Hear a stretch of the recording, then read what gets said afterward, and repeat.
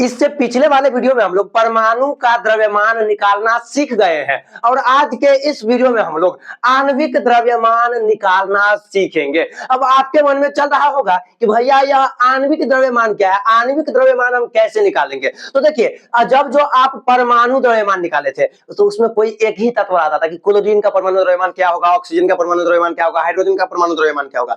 लेकिन अणु में दो या दो से अधिक परमाणु का जो है आपको परमाणु द्रव्यमान लिख के उसको आपस में जोड़ना रहता है। जैसे आपका पता होगा कि जल दो चीजों के मिलने से बनता है, एक है हाइड्रोजन, एक है ऑक्सीजन। अब हाइड्रोजन और ऑक्सीजन दोनों का परमाणु द्रव्यमान कितना होता है, दोनों को आपस में जोड़ दीजिए, वही आपका आणविक द्रव्यमान हो जाएगा। अणु वही होता है, दो या दो से अधिक तत्वों के मिलने से जो नया पदार्थ बनता है उसे ही अणु कहा जाता है। और उसमें कौन कौन सा तत्व मिला है हमको तत्व पता करना है, दोनों का परमाणु द्रव्यमान लिख के जोड़ देना है, वही हमारा आणविक द्रव्यमान हो जाएगा। चलिए ना, ऐसे वैसे हम इसको जो है निकाल कर आपको दिखाते हैं। तो यह आणविक द्रव्यमान है, इसका कुछ परिभाषा है वो आप देख लीजिएगा, वो एग्जाम में पूछा भी नहीं जाता है। एग्जाम में आपसे जो है ऑब्जेक्टिव और सब्जेक्टिव पूछा जाएगा कि इसका आणविक द्रव्यमान क्या होगा। सब्जेक्टिव में आपसे निकालने के लिए बोला जाएगा, एक दो नाम दे देगा, या तो ऑब्जेक्टिव में आपको जो है सीधा दे देगा कि NaCl का आणविक द्रव्यमान क्या होगा। ठीक, तो ऐसे करके आपको जो है आणविक द्रव्यमान पता करना रहेगा। अभी हम लोग जानते हैं बारी बारी से। ठीक,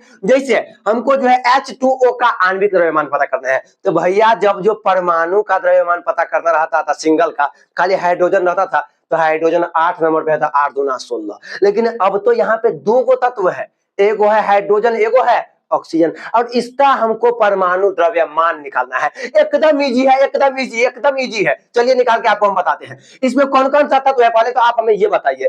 एक है हाइड्रोजन, एक है ऑक्सीजन। अब यहाँ पे आपको थोड़ा सा दिमाग लगाना पड़ेगा कि भैया ये हाइड्रोजन कई गो है, ऑक्सीजन कई गो है। तो हाइड्रोजन कई गो है, तो H है 2, यानी हाइड्रोजन है 2 गो। तो आपको क्या करना होगा, आपको क्या करना होगा, 2 गो हाइड्रोजन का, कई गो का 2 गो, आपको 2 गो हाइड्रोजन का परमाणु द्रव्यमान लिखना होगा, हाइड्रोजन का। ठीक, क्योंकि यह जो अणु है इसमें 2 गो हाइड्रोजन है और 1 गो ऑक्सीजन है, तो 2 गो हाइड्रोजन का परमाणु द्रव्यमान लिखिए और 1 ऑक्सीजन का, और दोनों को आपस में जोड़ दीजिए। तो क्या आप लिखेंगे, 2 गो हाइड्रोजन है तो 2 गुने हाइड्रोजन का परमाणु द्रव्यमान, क्या लिखेंगे, 2 गुना हाइड्रोजन का परमाणु द्रव्यमान, परमाणु हाइड्रोजन का परमाणु द्रव्यमान। यह हम आपको जो है एक जो सब्जेक्टिव कैसे बनाना रहता है वैसे के लिए हम जो है बता देते हैं। आप डायरेक्ट भी ऑब्जेक्टिव में निकाल सकते हैं, सब लिखने का जरूरी नहीं है, सब्जेक्टिव के लिए हम बता रहे हैं। ओके, 2 गो हाइड्रोजन था तो 2 गुना हाइड्रोजन का परमाणु द्रव्यमान, फिर प्लस कई गो ऑक्सीजन है तो एगो, तो आप लिखेंगे 1 गुना, क्या, 1 गुना ऑक्सीजन का परमाणु द्रव्यमान। किसका,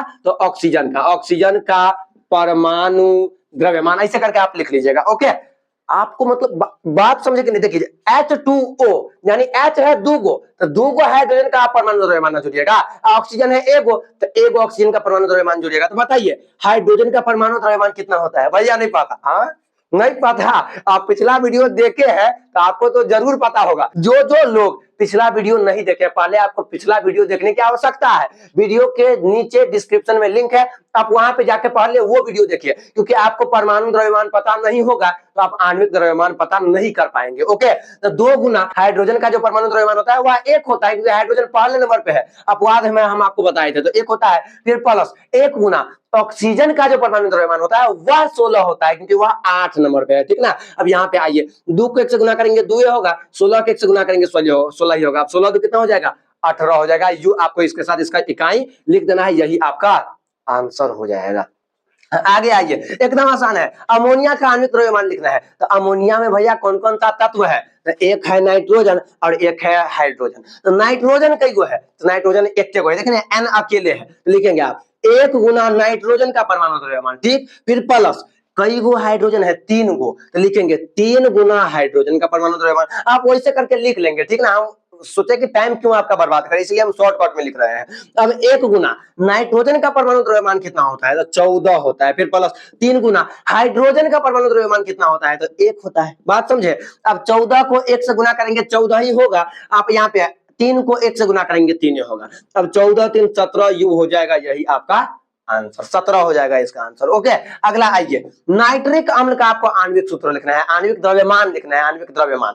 तो नाइट्रिक अम्ल का जो है यह सूत्र क्या होता है, तो HNO3 होता है। तो H एक है, H यानी हाइड्रोजन, एक है नाइट्रोजन, एक है ऑक्सीजन। तो हाइड्रोजन कई गो है, 1 गो, तो लिखेंगे 1 गुना हाइड्रोजन, फिर प्लस नाइट्रोजन कई गो है तो एक गुना नाइट्रोजन, फिर प्लस ऑक्सीजन कई गो है 3 गो तो 3 गुना ऑक्सीजन यानी O। ओके, अब 1 गुना हाइड्रोजन का परमाणु द्रव्यमान 1 होता है, अब 1 गुना नाइट्रोजन का परमाणु द्रव्यमान 14 होता है, फिर प्लस 3 गुना ऑक्सीजन का परमाणु द्रव्यमान 16 होता है। अब सभी को आपस में जोड़ दीजिए, 1 को 1 से गुना करेंगे 1 ही होगा, 14 को 1 से गुना करेंगे 14 ही होगा, और 16 को 3 से गुना करेंगे 48 हो जाएगा। और सभी को जब आप आपस में जोड़ेंगे तो यह हो जाएगा आपका 63। कितना हो जाएगा? 63 यू लगा दीजिए, यही आपका आंसर हो गया। मतलब कि हमको जो है आणविक द्रव्यमान निकालने के लिए हमको क्या करना है, कौन कौन सा तत्व है उसका परमाणु द्रव्यमान लिखना है, वो कई गो है उससे गुना कर देना है और आपस में जोड़ देना है, वही हमारा आणविक द्रव्यमान हो जाएगा। आगे आइए,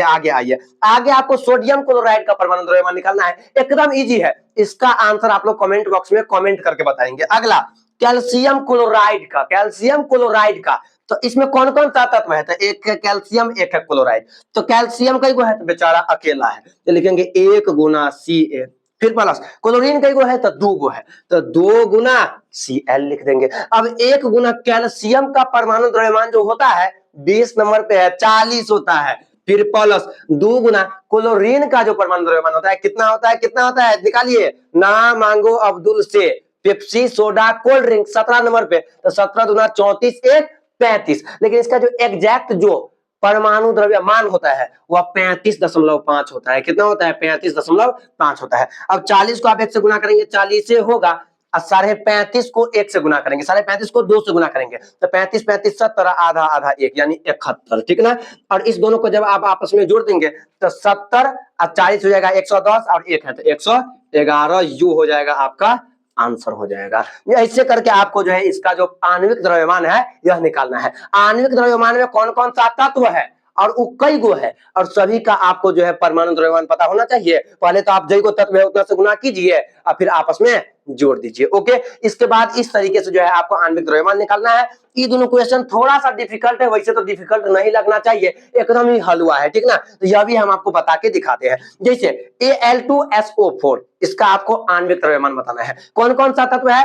एल्यूमिनियम, सल्फर, ऑक्सीजन। एल्यूमिनियम कई गो है 2 गो तो 2 गुना एल्यूमिनियम, ठीक, फिर प्लस सल्फर कई गो है 1 गो तो 1 गुना सल्फर का हो जाएगा, फिर प्लस ऑक्सीजन कई गो है 4 गो तो 4 गुना ऑक्सीजन का परमाणु द्रव्यमान।